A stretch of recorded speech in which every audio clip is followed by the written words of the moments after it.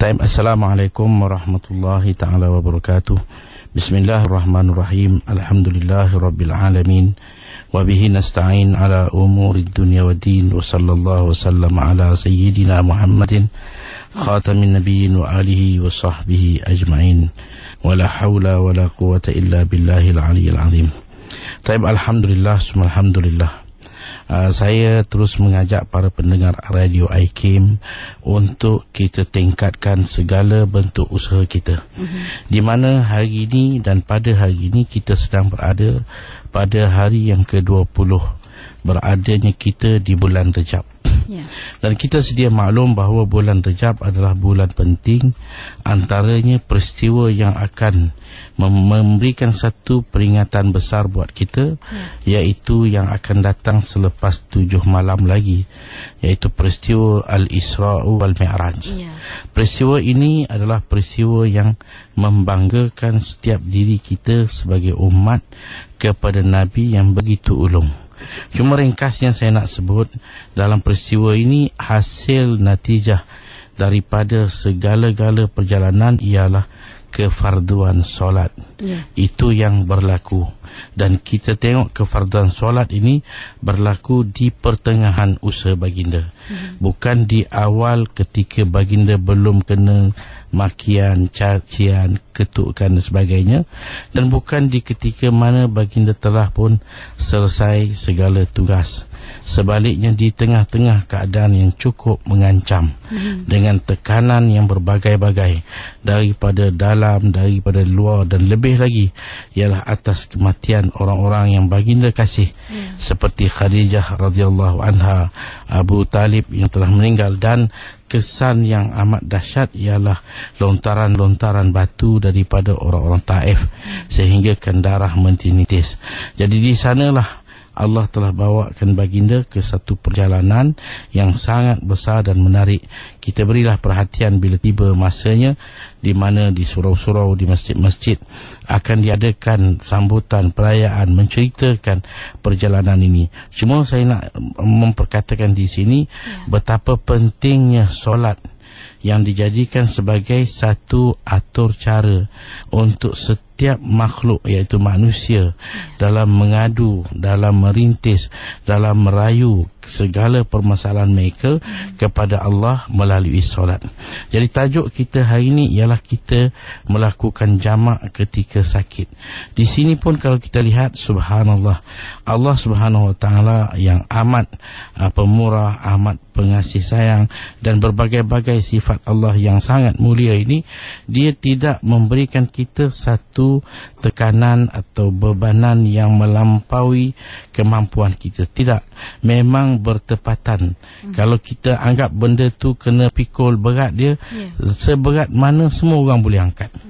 Kalau benda tu bukanlah suatu yang memberikan terlampau beban. Kalau kita tengok 50 fardu yang Allah fardukan pada awal, yang kemudiannya tinggal 5.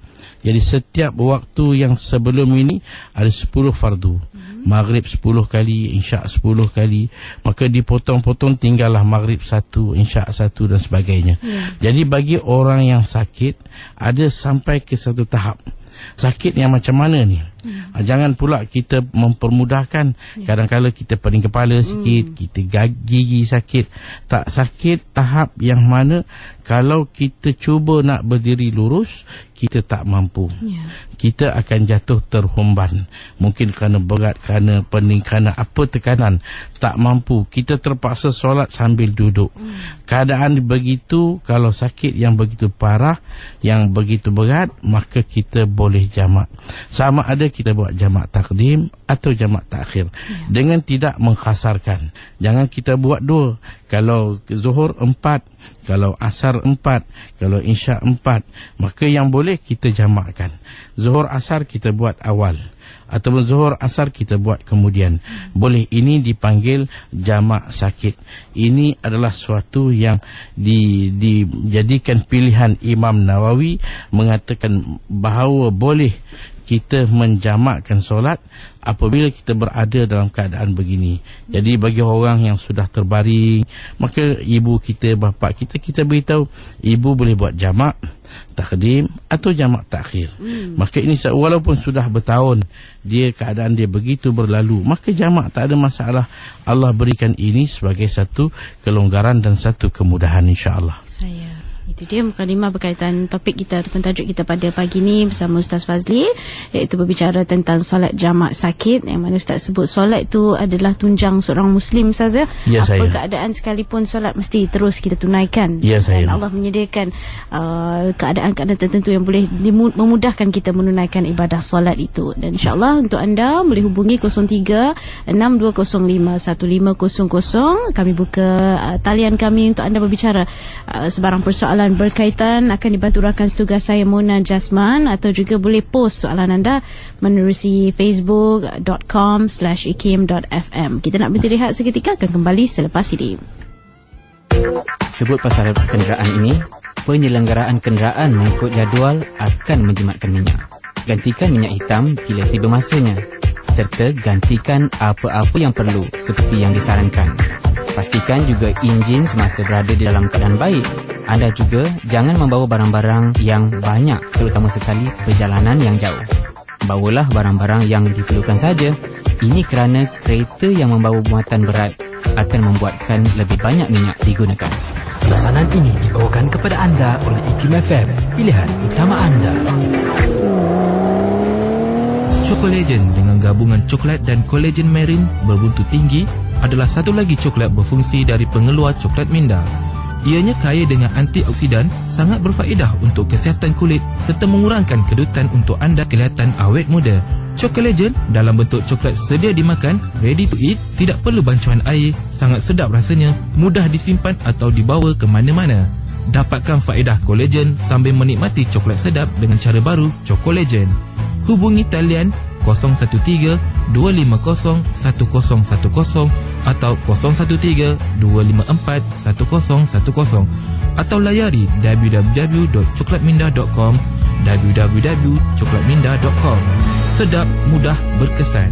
Terima kasih kepada anda terus bersama di IKIM FM, pilihan utama anda. Masih lagi kita bersama dalam rancangan Tahsinul Ibadah bersama tetamu kita pada pagi ini, Fadil Ustaz Fazli Al-Yamani, dengan tajuk kita solat jamak sakit. Dan seperti kita janjikan, talian 0362051500 telah pun kami bersedia untuk menerima pemanggil yang pertama. InsyaAllah saya ambil secara live. Assalamualaikum. Waalaikumsalam warahmatullahi. Ya, siapa di talian?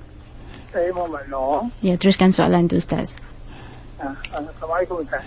Waalaikumsalam warahmatullahi. Saya ini seorang al-mu'alaf ya. Masa mula-mula saya belajar dulu, saya tengok buku suami dengan isteri sembahyang jemaah, isteri berdiri di sebelah kiri dan sejadah dia bertindih sikit dengan suami. Tapi baru-baru ni saya tengok dekat Google, dia cara dia tunjuk isteri berdiri betul-betul di belakang suami. Yang mana satu yang betul? Tolong terangkan. Baik.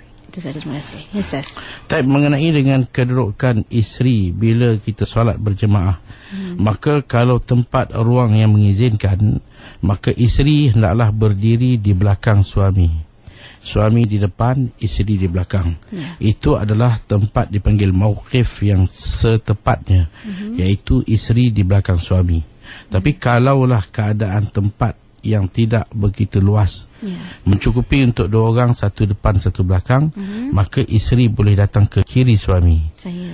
Jadi kalau sebenarnya di mana pun boleh, segi afdaliyah dia ialah isteri di belakang suami. Itu yang paling tepat dan paling baik. Baik, terima kasih. Dan panggil seterusnya. Assalamualaikum. Hello. Ya, Assalamualaikum. Siapa di talian? Waalaikumsalam. Saya Farhana dari Kuantan. Okey, teruskan soalan.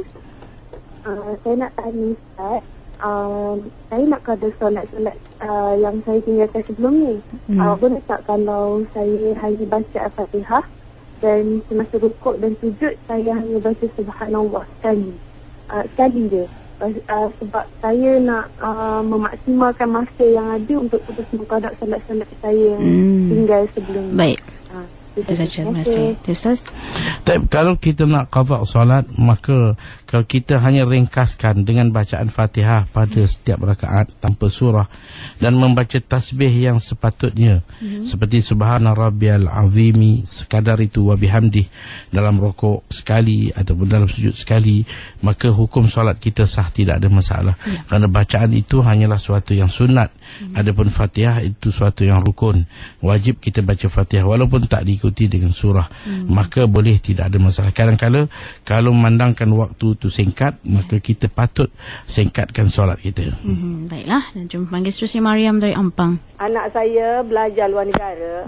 Apakah boleh dia mengkasar dan jamak sembahyangnya? Bila anak puan pergi belajar di luar negara, tentu dia akan menetap. Dia tak akan duduk 3 hari sini, pergi negara lain pula 3 hari, pergi tempat lain, tak. Dia akan menetap sekurang-kurang satu tempat, dia ambil 2 tahun atau setahun atau 6 bulan. Maka ini tempoh dikira dia dah jadi muqim. Apabila dia dah bermukim, maka dia tidak boleh qasar, dia tidak berjamak. Walaupun dia niat untuk menetap seketika dalam satu-satu musim pengajian, mungkin 3 bulan atau sebulan sekalipun, maka dia dah dikira mukim. Maka wajib dia buat solat tamam dan tidak boleh dia jamak ataupun qasar. Baik, terima kasih Ustaz. Dan berbalik pada tajuk kita, solat jamak sakit ya, bila keadaan kita sakit yang berat lah Ustaz ya. Ya, saya.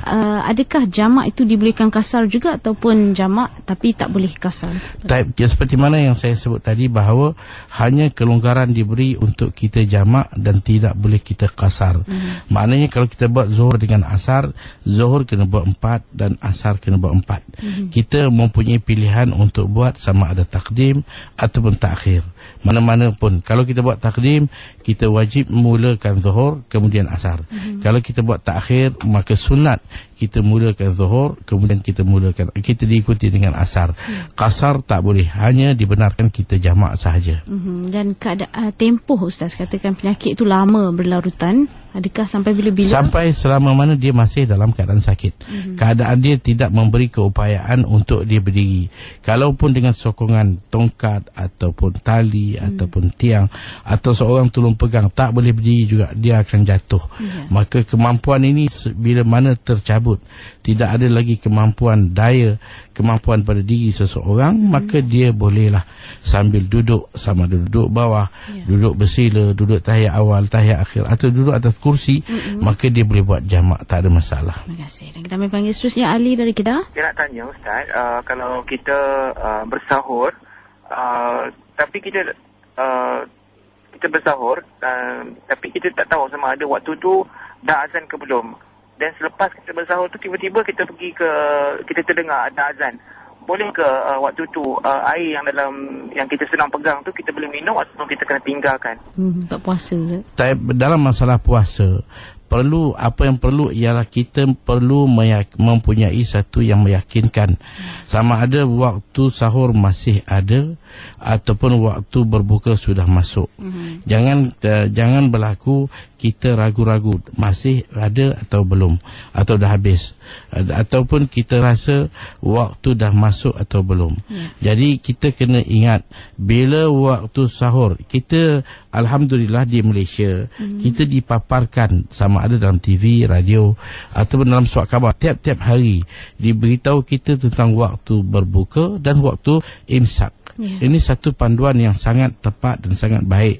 Jadi kita guna pakai. Dia akan beri pula kawasan-kawasan. Kalaulah Kuala Lumpur itu mudahlah, tapi kalau kawasan-kawasan negeri dia ada campur, ada tolak dan sebagainya. Jadi kita ikut waktu di situ. Kalau itu waktu imsak ni waktu berhati-hati dan berjaga-jaga. Memang boleh makan dan minum, tapi jaga, dia dah hanya 10 minit saja. Jadi kalau boleh kita dah mula berhenti dan bersihkan. Jangan kita makan atau makanan dalam mulut azan berkumandang. Kalau azan berkumandang, waktu sudah masuknya waktu subuh, makanan dalam mulut kita telan, sengaja batal puasa kita. Jadi jangan, dengan sebab itu kita kena yakin. Jangan jadi macam orang kampung. Saya pernah pengalaman di kampung, dia bangun, maka kata si bapa, makan dulu, jangan kita tengok jam lagi.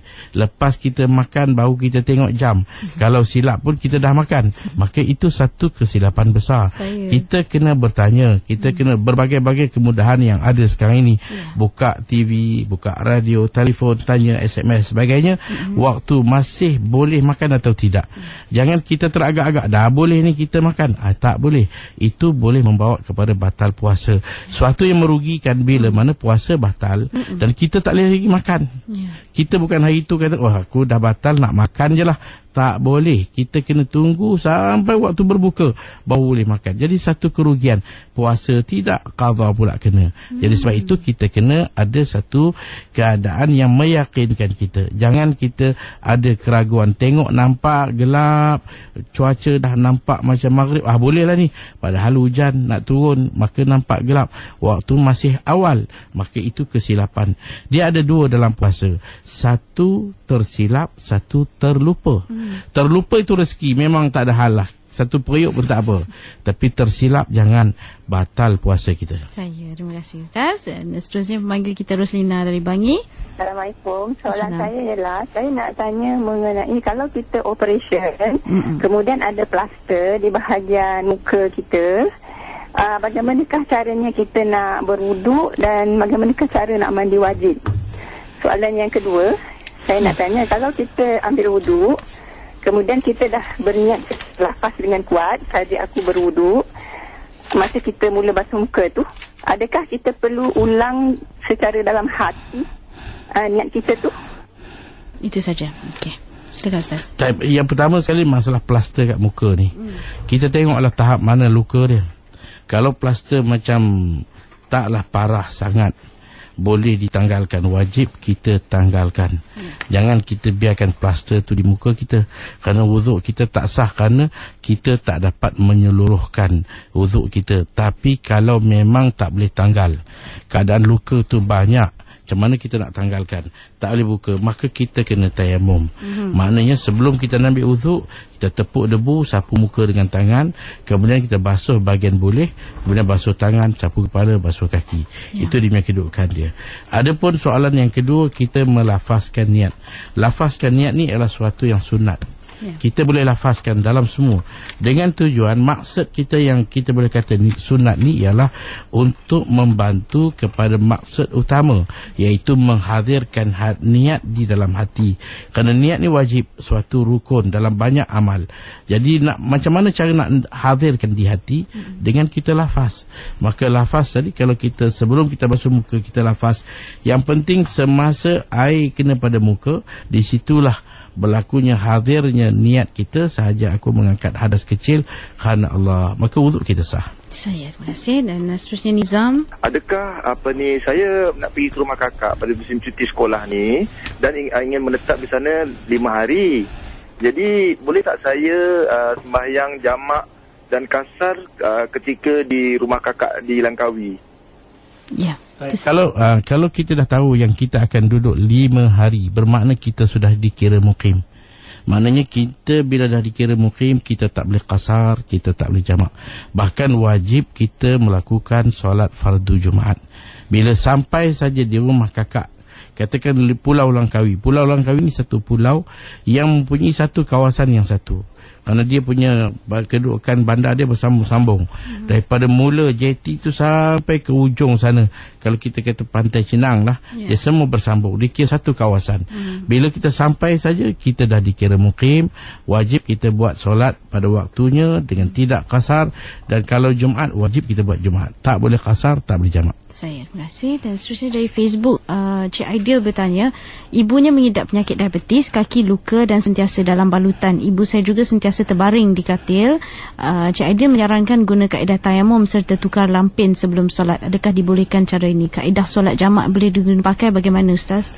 Tapi kalaulah ibu yang kakinya ada masalah selalu berbalut, kita tengok balut tu apakah keadaan yang tak boleh basuh, kita tengok dalam beberapa keadaan. Pertama, balutan tu adalah sebab luka. Dan luka ni kalau kena air, dia akan membuatkan lebih merebak dia. Daripada satu tempat ke tempat yang lebih luas. Ataupun kalau kena air, dia akan membuatkan lambat sembuh. Sepatutnya dalam tempoh berapa hari, berapa minggu, ini berbulan-bulan.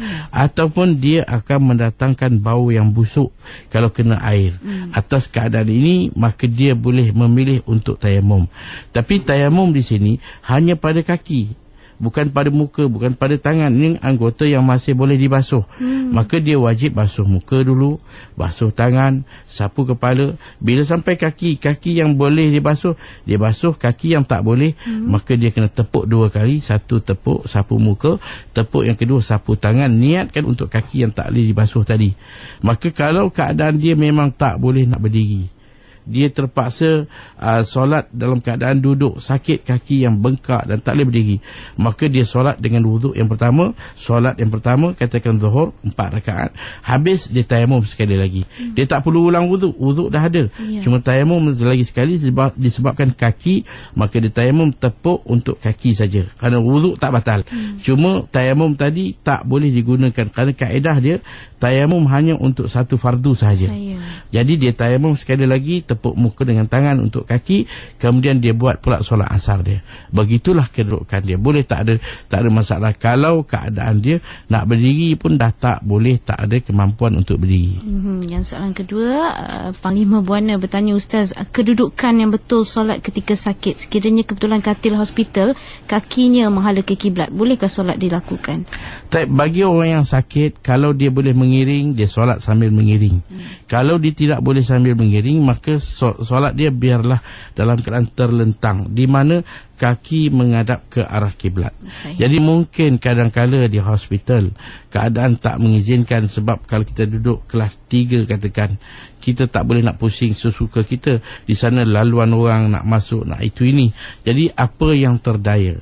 Kalau tak dapat, kita buat apa yang kita boleh buat, kita buat. Yang penting kita telah usaha atas apa yang kita mampu. Itulah solat kita, insya-Allah. Terima kasih. Dan Siti dari JB bertanya. Ini pasal kalau misalnya kita sembahyang sebelum tidur, kita sembahyang sunat apa-apa lah, dah tu kita harus apabila kita selai dengan witir, ataupun tunggu kita nak bangun lagi sekali, kita bangun tahajud tu kita sembahyang sunat, macam sembahyang sunat hajat, sembahyang sunat taubat. Lepas tu nak kena witir lagi sekali ataupun macam mana? Bagi seorang yang mana dia beribadat malam sebelum dia tidur, maka dia mampu untuk buat beberapa solat, kemudian dia tidur dan mampu untuk bangun pula untuk sempurnakan solat. Maka kita kata kalau itu keadaan dia, maka dia lewatkan witir. Dia buat dulu solat hajat, buat dulu sebelum tidur. Bila dia bangun, dia buat solat tahajud semua sekali. Penutup solat, dia buat witir. 2 rakaat muqaddimah dan 1 rakaat witir penutup. Itu yang terbaik kalau dia berupaya untuk bangun. Tapi kadang-kala niat nak bangun tak terdaya. Dah tidur ni silap-silap dah azan subuh. Maka kita buat saja lepas isyak. Kalau kita dah buat lepas isyak 2 rakaat muqaddimah, 1 rakaat witir, kemudian kita bangun pula, maka kita nak buat apa lagi? Kita boleh buat lagi witir. Kerana witir ni sepanjangnya 11. Kita baru buat 3, kita boleh buat 2, cukupkan 11. Ataupun buat 9 saja, atau 7 saja, 5 saja, hukum dia boleh, tak ada masalah. Baik, itu dia. Dan seterusnya Muhaini dari Kelang. Assalamualaikum, Ustaz. Saya nak tanya tentang sempadan waktu untuk jamak takdim dengan jamak takhir ni. Saya kurang faham tentang tu. Bermakna masuk je solat zuhur, kita buat jamak takdim, lepas tu dia sampai bila dikatakan jamak takdim nanti tadi, sama ada kata masuk asar pukul 4.30. Kalau kita buat pukul 4 jamak takdim tadi tu, dia kata jamak takdim lagi ke? Atau macam tu. Dan jamak takhir tu macam dia buat selepas asar, masuk dalam waktu asar. Startnya bila tu? Sebenarnya apa yang kita perlu faham tentang jamak. Kalau jamak takdim, antara syaratnya ialah kita mesti mempunyai keyakinan bahawa kedua-dua solat dapat dilakukan pada waktu yang pertama. Kalau kita berada di hujung waktu zuhur, kalau kita buat zuhur sempat, tapi bila nak buat asar, azan asar sudah masuk. Itu tak dikira jamak. Kita tak boleh buat jamak. Kalau begitu juga, maknanya kita kena pastikan solat zuhur dan asar dibuat dengan penuh yakin pada waktu zuhur. Kalau tidak, dia akan jadi qadaan ataupun dia tidak akan jadi seperti jamak. Sebab itu ada mazhab lain. Mereka jamak, mereka ialah dipanggil jamak suri. Iaitu jamak yang hakikatnya tidak jamak, iaitu apabila zuhur dibuat di ujung waktu dan asar di awal waktu. Habis zuhur masuk asar, buat asar. Jadi nampak jamak, tapi zuhur waktu zuhur, asar waktu asar. Jadi bagi mazhab kita Syafi'i, jamak yang kita nak ialah kedua-duanya mesti di dalam waktu yang pertama. Kalau jamak takdim. Kalau jamak takhir pula, kita katakan kita nak buat zuhur dengan asar, pastikan dua-dua waktu tu cukup. Jangan nanti kita dah bangun lewat dekat dalam maghrib. Kita ada dua waktu, tapi waktu yang boleh kita buat adalah satu. Kalau kita buat zuhur, asar terlepas. Kalau kita buat asar, zuhur kita tak dapat. Maka kita kena buat asar, dan zuhur kita bukan dikira jamak, tetapi dikira qadha. Jadi syarat dia mesti cukup untuk kedua solat. Itu baru boleh kita buat jamak kita. Ada juga rakan kita yang bertanya, Ustaz, kalau tak ada air, boleh ke solat jamak dengan tayamum? Kalau kita musafir, memang tempat tak ada air, kita nak buat jamak, boleh kita buat solat jamak dengan tayamum, tapi dua tayamum. Kita buat solat yang pertama dengan tayamum pertama, habis salam bangun tayamum pula buat solat yang kedua. Walaupun antara dua solat ni tak ada pula apa-apa yang batalkan wuduk. Jadi tak ada masalah walaupun tak batal wuduk, tetapi kita kena buat dua tayamum untuk dua solat. Tak cukup satu tayamum untuk dua solat. Ustaz sebut musafir. Kalau tak musafir, Ustaz, di rumah kawasan perumahan tak ada air, dia nak bertayamum dan nak jamakkan solatnya, boleh ke begitu? Tak boleh. Kalau kita tidak musafir, maka kita di rumah kebetulan air tak ada. Ini kes air tak ada berlaku. Katakanlah hujan turun tapi air takungan tak ada, buka paip air tak keluar. Dan kita nak minta jiran pun nasib yang sama. Satu taman semua tak ada air, dan sekarang ni sungai dah jadi longkang dah. Habis air pun dah kotor. Jadi kita nak solat, apa kita nak buat?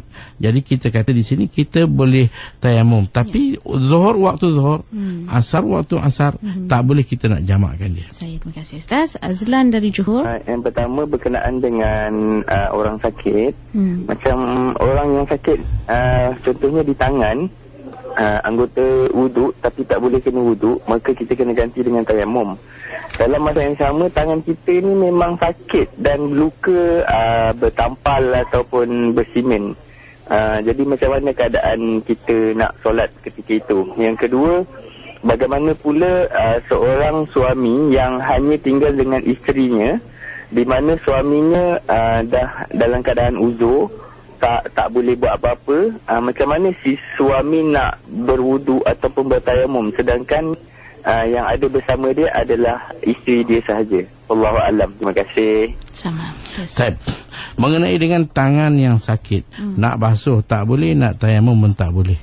Jadi pertama kita kata, kalaulah pada tangan ni adalah anggota kedua dalam wuduk, dia kena basuh muka dulu. Dia gunakan air basuh muka. Lepas tu dia kalau boleh diratakan air, dibasahkan sikit tangan, dia sapukan air ke atas tempat yang tak boleh tadi. Kalau katakan atas tu dia lembapkan sikit, kemudian dia basuh bahagian boleh. Lepas tu dia tayamum, dia tepuk debu, sapu muka dan sapu tangan. Kalau dia boleh buat macam tu, maka diteruskan, kemudian dia sapu kepala, basuh kaki dan solat.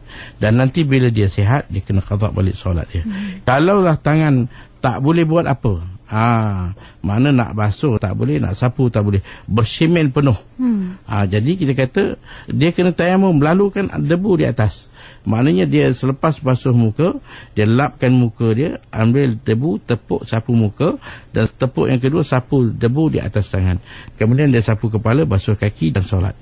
Jadi masalah kepada suami isteri tadi, ini pun kadang-kadang nasib lah, kahwin lama tapi tak dapat anak. Jadi bila kedudukan rumah tangga ni, yang kita rasa bangganya bila tengok suami terus setia, isteri terus tunjukkan kasih sayang, walaupun mereka tak ada rakan lain, anak tak datang, tak dapat anak. Alhamdulillah, di sini katakan isteri sakit, jadi suami nak kena wudukkan isteri dia. Jadi macam mana berlaku sentuhan? Jadi kita kata masalah dia tak ada masalah, kita alaskan tangan sikit, kita pakai sarung tangan ke, maka tentu tidak berlaku sentuhan kulit dengan kulit. Kita tolong, kita pakai sarung tangan untuk wuduk, bukan suatu benda yang jijik. Cuma masalah kita tidak nak supaya wuduk tu batal. Kita pakai sarung tangan, maka kita ambil wudukkan isteri kita, kita gosok dia ke apa saja, sempurnakan wuduk dan angkat dia untuk dia solat, maka perbuatan kita tu semua dalam ganjaran yang begitu besar. Jadi wuduk pun tak batal dan dia pun boleh solat dengan sempurna. Terima kasih. Dan seterusnya Nur dari JB. Saya nak tanya soalan. Saya ni sering semayang, lepas semayang kadang saya kadang terkeluar macam air tempat air apa tempat terkeluar air daripada saya punya ni. Kalau saya semayang, saya balut tutup tisu dengan getah, boleh ke terima semayang saya? Ya, itu saja. Tapi bagi mereka yang ada masalah kencing yang tak tus, sebenarnya benda tu boleh atasi. Dia bukan air, terutama faktor umur. Kalau kita yang masih muda, benda tu tak akan berlaku, melainkan kita kena buat apa cara. Sebagai contoh, dipanggil masalah istibra'. Kalau kita ada masalah, sekian masalah, jadi kita janganlah waktu itulah kita nak buang air, waktu yang sama juga kita nak solat. Apa salahnya kalau kita awalkan sikit, kita buang air katakan setengah jam sebelum waktu. Lepas kita buang air, kita istibra' dulu. Dengan kita melangkah, dengan kita bergerak, dengan kita bangun, duduk, kita berdehem, insya-Allah benda tu akan selesai. Kemudian kita basuh, kemudian kita ambil wuduk dan solat. Tak perlu kita nak balut. Yang masalah balut dan bungkus ni, ini kepada orang yang memang dia punya sil-sil dia. Orang panggil sil-sil baul, tak putus. Kejap menitik, orang tua. Jadi kalau orang dah tua dan memang tak ada jalan lain dah, dia sentiasa keluar. Jadi apa yang perlu dia buat ialah dia kena jaga dua perkara. Selain daripada syarat biasa, iaitu pastikan waktu dah masuk. Yang kedua, dia ambil wuduk sekali jalan. Maka untuk tempat air yang menitis selalu ini, dia bersihkan, kemudian dia bungkus tutup supaya tidak air itu mengalir keluar. Maka dia solat tak ada masalah. Jadi orang yang uzur tua ni tak sama dengan orang muda. Saya rasa orang muda yang berlaku kata air menitis ini, kamu punya usaha yang tidak sungguh. Kalau kamu buat satu istibra', saya yakin insya-Allah tak ada benda yang menitik keluar lagi. Kerana Allah dah buat manusia ni sempurna dah. Jadi awak kena istibra' aje. Istibra' ni mengambil masa sikit. Dengan kita setelah buang air, kita bangun, kita bergerak ke depan, kita berdehem, kita melangkah, dan dia akan habis putus. Jadi kita dah basuh, clear dan solat. InsyaAllah tak ada apa lagi yang akan keluar. Terima kasih Ustaz. Nuaini dari Bangi. Soalan saya berkenaan dengan tayamum. Tadi Ustaz ada sebut berkenaan kalau plaster di muka. Tapi biasanya bila kita di hospital, tangannya berplaster tempat yang doktor nak masuk ubat antibiotik jarum tu kan, dia ada tempat jarum plaster. Jadi bila kita nak tayamum, dia tu tersangkut di tempat plaster tu, di tempat jarum tu. Macam mana tayamum tu sah atau tidak? Sebab macam tak rata semua tanah tu di bawah plaster dan di tempat yang tutup jarum tu. Tak masalah tayamum. Katakanlah kita dengan keadaan di hospital sekarang ni, memang kita ada bila mana satu orang sakit dimasukkan pipe dan untuk dimasukkan berbagai-bagai ubat melalui dia punya urat dia.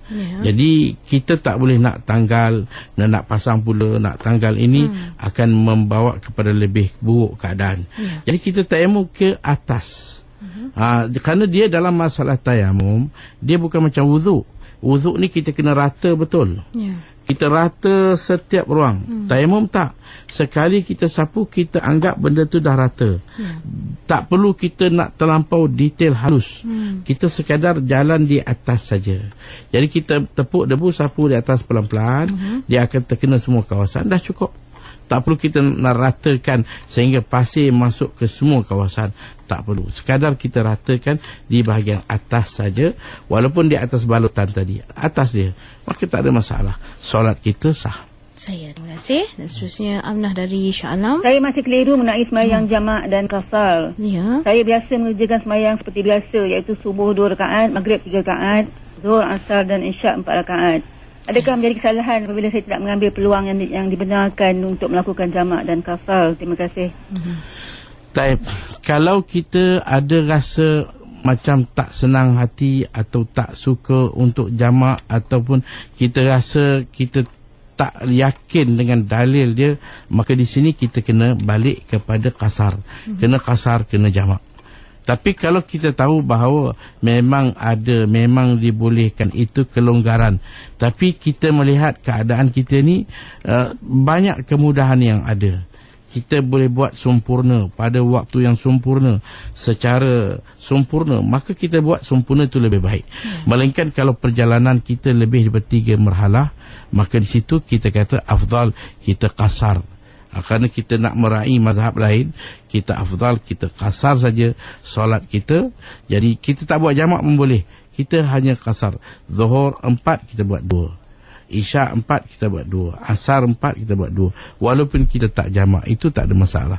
Jangan kerana kita tak yakin, atau kita tak boleh terima, atau kita tak suka, itu kita dituntut supaya berlawanan dengan sifat tadi. Kita kena anggap ini satu anugerah Allah, maka kita kena qasar dan kita kena jamak.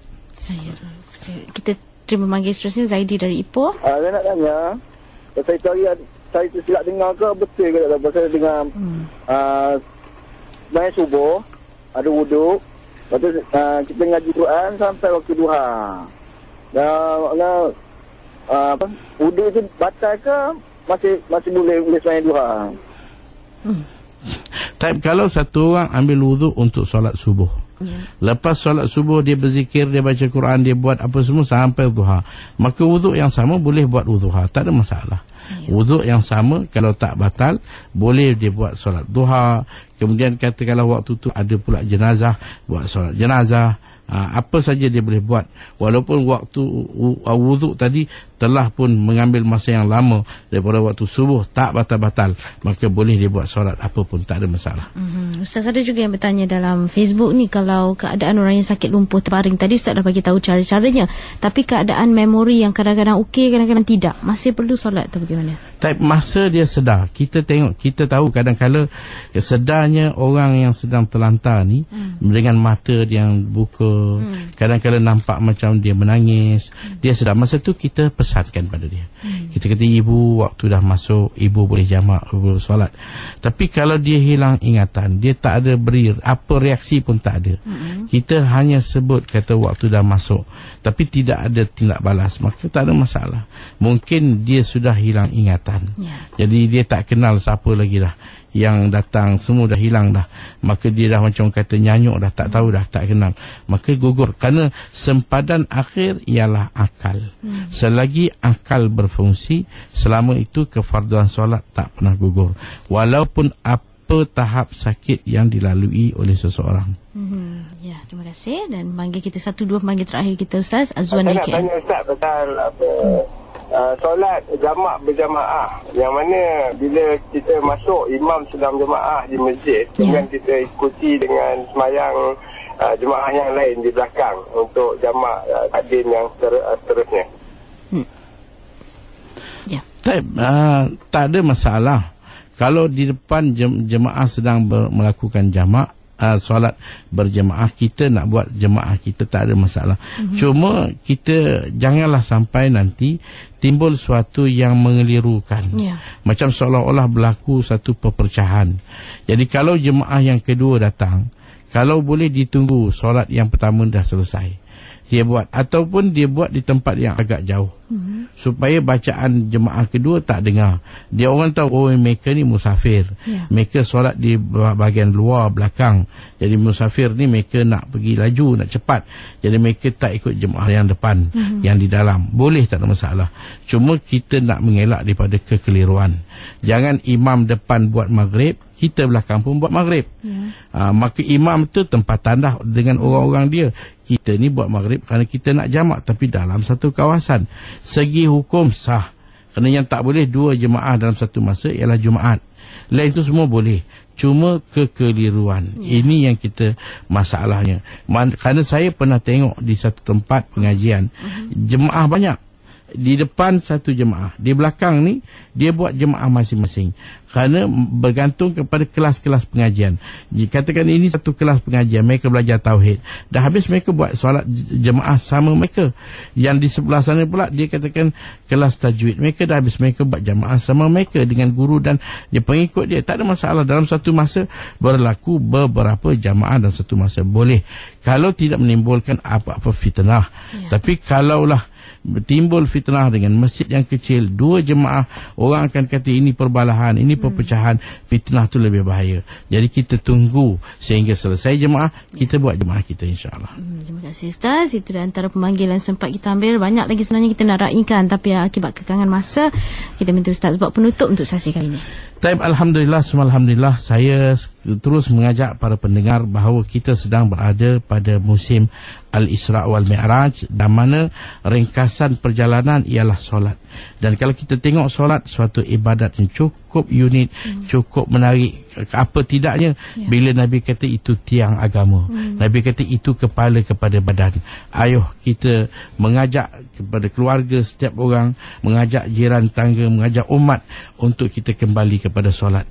Mudah-mudahan kedatangan Sya'ban dan berikutnya Ramadan akan memberi satu suasana yang lebih menarik dan lebih cantik, lebih elok daripada sebelumnya. Jangan kita tumpukan, kalau Ramadan ni orang lebih ingatkan bazar Ramadan. Jadi orang lupa kepada penghayatan Ramadan. Maka kali ini insya-Allah saya rasa kita akan mengubah kepada tahap yang lebih baik, insya-Allah. Insya-Allah, itu yang kita doakan. Dan sampai di sini dulu Tahsinul Ibadah untuk hari ini, sesi hari ini. Insya-Allah kita doakan moga-moga yang kita kongsikan dapat memberi kefahaman lagi kepada rakan-rakan pendengar kita dalam menunaikan ibadat solat secara jamak untuk bagi mereka yang sakit, insya-Allah. Dan kita ucap terima kasih kepada Ustaz yang sudi bersama. Sampai kita bertemu lagi, insya-Allah. Assalamualaikum. Waalaikumsalam warahmatullahi wabarakatuh. Terus